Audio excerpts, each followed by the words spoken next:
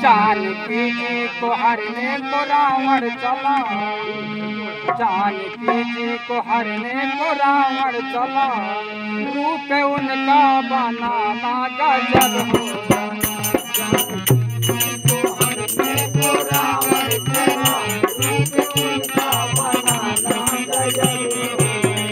जानकी जी को हरने को रावण चला, रूप उनका बनाना गजब होगा।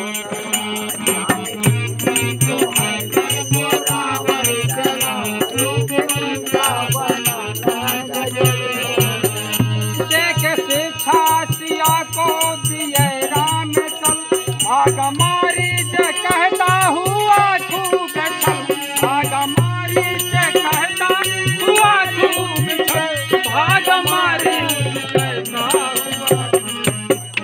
जब गए दूर काफी कुटी से, जब गए दूर काफी कुटी से निकल, मारे उसको गिरा